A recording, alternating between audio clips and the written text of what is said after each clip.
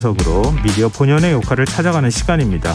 미디어 직설 언론인권센터 윤여진 상임이사 전화로 만나보겠습니다. 이사님 안녕하십니까? 네, 안녕하십니까? 네, 이번 주 우리가 주목해봐야 할 미디어 이슈는요. 네, JTBC 드라마 설광화가 역사 왜곡 논란에 휩싸여 있습니다.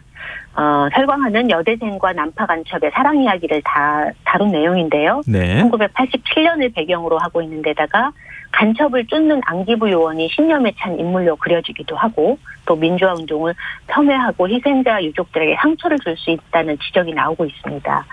드라마 방영 직후에 방송 중지를 요청하는 청와대 국민청원이 올라와서 30만 명 이상의 동의를 얻었고 또 심의위원회 방송통신 심의위원회 심의 민원도 500건이 넘게 접수된 것으로 알려져 있습니다.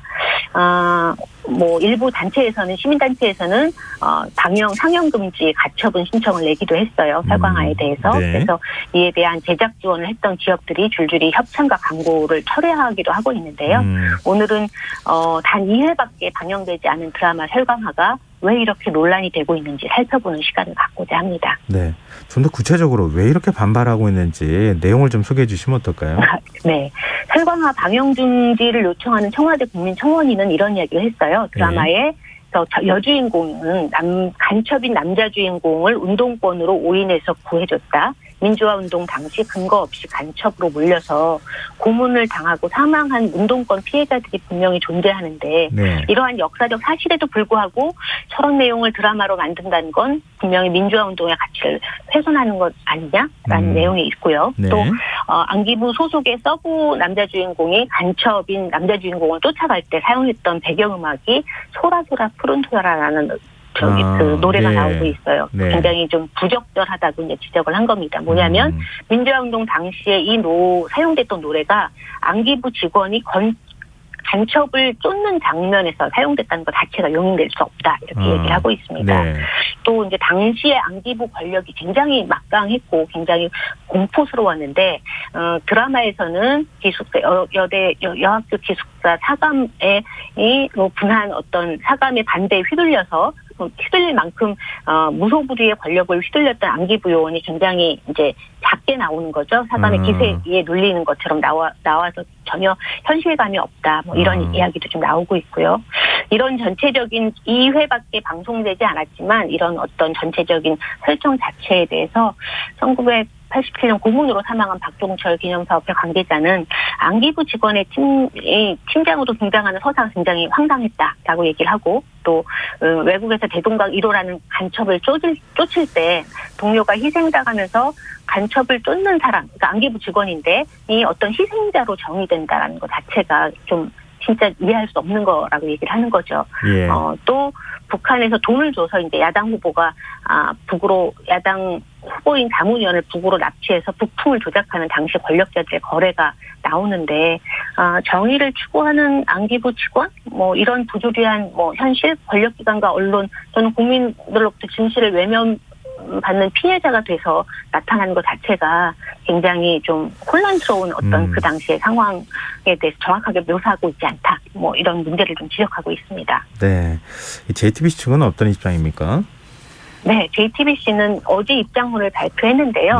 사실과 다른 내용을 바탕으로 논란이 이제 쉽지 않고 있어서 입장을 전한다라고 이제 얘기를 하고 있어요. 설광화는 권력자들에게 이용당하고 희생됐던 이들의 개인적인 서사를 보여주는 창작물이라고 말을 하면서 극중의 배경과 주요 사건의 모티브는 군부 정권 시절의 대선 정국이다. 근데 기득권 세력이 권력을 유지하기 위해 북한 정권과 야합한다는 가상의 이야기를 담고 있다라고 얘기를 하고 있어요. 그래서 이 얘기는 남녀 주인공이 민주화 운동에 참여하거나 이끄는 설정은 등장하지 않았고 이후 대본에도 존재하지 않는다. 그리고 역사 왜곡과 민주화 운동의 폄훼 우려는 이후 전개 과정에서 다 오해가 해소될 것이다라는 이야기를 좀 하고 있는데 그럼에도 불구하고 이제 회차별 방송에 대해서 많은 줄거리를 얘기할 수 없지만 앞으로 전개를 지켜봐달라는 당부를 하고 있는 설정입니다. 네, 이후 드라마 회차를 보면 오해가 풀릴 것이다 이런 얘기인데 그동안 사실 북한군이나 간첩이 등장하는 드라마나 영화는 많았었잖아요. 왜 이렇게 유독 설광화만 논란이 되는 겁니까? 네.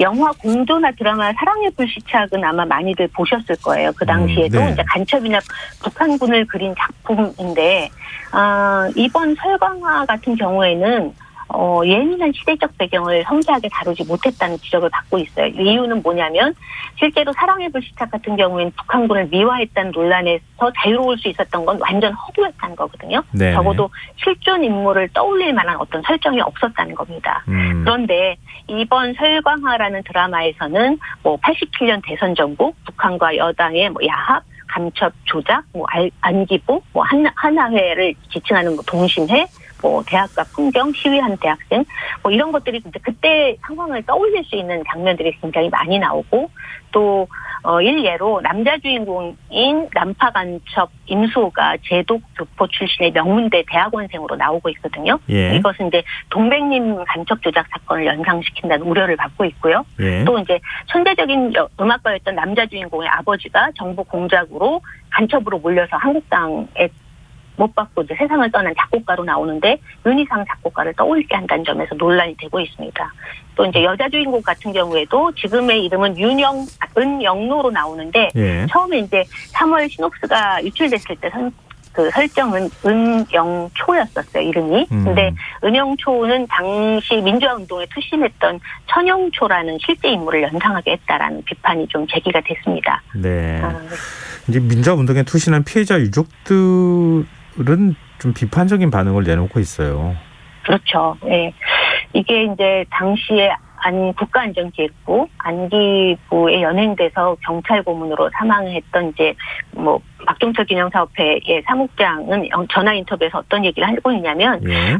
기후위기를 바랬는데 보고 나니까 진짜 우려가 현실이 됐다 이렇게 얘기를 하고 있어요. 왜냐하면 역사적으로 너무 무책임하다, 명백한 왜곡 의도를 지닌 드라마다라고 얘기를 하고 있는데 그 이유가 당시에 안기부는 민주화를 갈망하는 생각만 해도 끌려가서 고문받고 또 죽어도 어떻게 은폐될지 모르는 상황이었다. 그리고 민주화 운동과 관련이 없는 사람들도 잡아다가 고문해서 간첩으로 조작됐을 정도로 공포스러운 기관이었는데 또 그 기억이 너무나 명백한데 그리고 피해자들이 아직 고통 속에서 살고 있는데 드라마가 역사적 고증과 진실을 바탕으로 하지 않는다면 또 다른 가해자의 편에 있는 거 아니냐.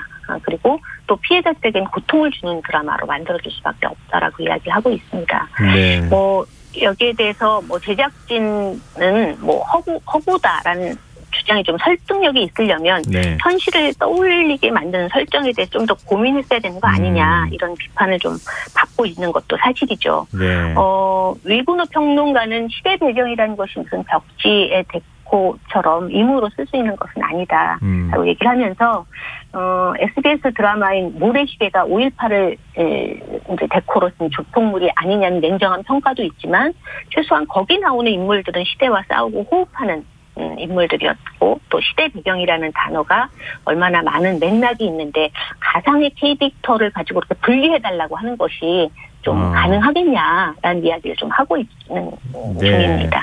80년대를 겪으신 분들 이 안기부만 얘기만 나와도 벌벌 떨고 또 부안사 사찰이 뭐 횡행하던 시절이었기 때문에 역사적 배경을 하고 있다 하더라도 배경은 역사적이고 그 위에 가공의 인물만 올리는 게 오히려 역설적으로 올리는 게 이게 말이 되나 하는 생각은 하실 텐데요. 또 그런가 하면 일각에서는 이런 얘기합니다. 드라마에 너무 지나치게 엄격한 잣대를 들이대면 이게 표현의 자유가 침해될 수 있는 건 아니냐. 이 부분에 대해서 어떻게 보십니까? 그렇죠. 그런 의견도 지금 있습니다. 뭐 드라마는 그냥 드라마로 봐야 되는데,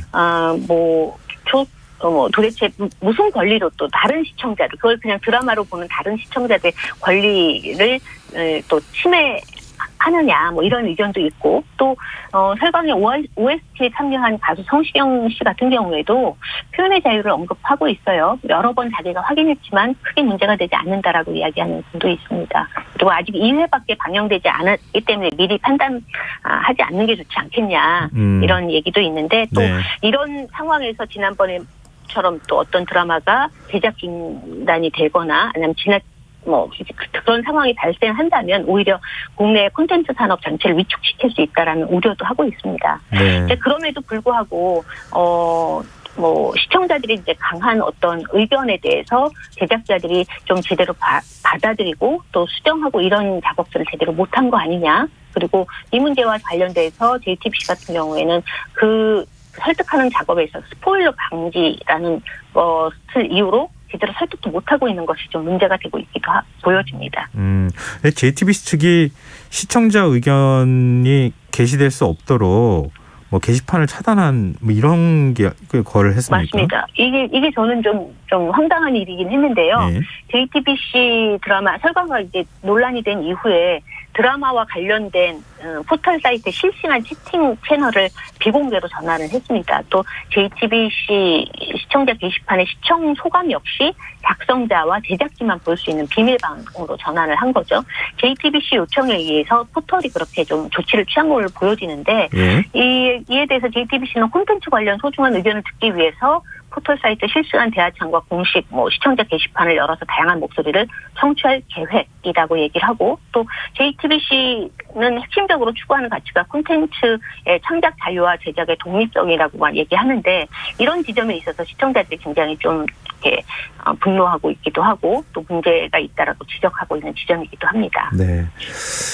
더군다나 요즘 OTT 서비스 때문에 한국 콘텐츠에 대한 전 세계에 있는 관심이 높아진 상황이기 때문에 아마 더 지금 논란이 되고 있지 않나 이렇게 생각이 드는데요. 일단 네. 방송통신심의위원회가 심의를 한다고 하던데 좀 어떤 조치가 나올 수 있는 겁니까? 심의 과정에서 지금 아직 2회밖에 나오지 않았고, 예. 또 이제 더 편수가 나옴에 따라서 심의를 할 수 있을 텐데, 표현의 자유와 그다음에 이것이 윤리적인 문제 아니면 역사적 왜곡과 관련된 문제와 관련돼서 치열한 토론이 있을 거라고 생각이 들고, 네. 또 이것이 이제 어떤 드라마와 관련돼서 행정기관의 또 지나친 개입이다 이런 또 논란이 나올 수 있기 때문에 예. 심의가 어떻게 나올지는 조금 지켜봐야 되지 않을까, 저도 그런 생각을 좀 갖고 있습니다.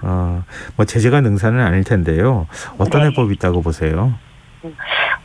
일단은 드라마 제작 과정에서 사실 조금 더 면밀한 검토가 있어야 됐다고 좀 보여집니다. 네. 지금과 같은 경우에도 사전에 충분히 좀 과정을 통해서 이런 문제가 제기되지 않도록 할 수 있었는데 그런 과정을 충분히 거치지 못한 것 같아요. 네.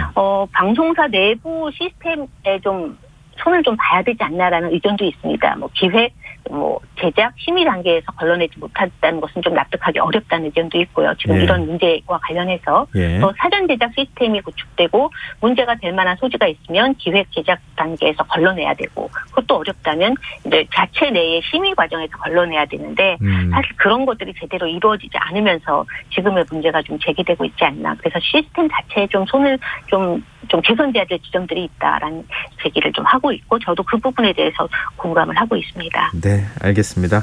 오늘 말씀 여기까지 듣겠습니다. 고맙습니다. 네, 감사합니다. 네, 지금까지 미디어 직설 언론인권센터 윤여진 상임이사와 함께했습니다. KBS 라디오 김성환의 시사 1부 순서는 여기서 마무리하겠습니다. 전 11시 정각 2부에 다시 오겠습니다.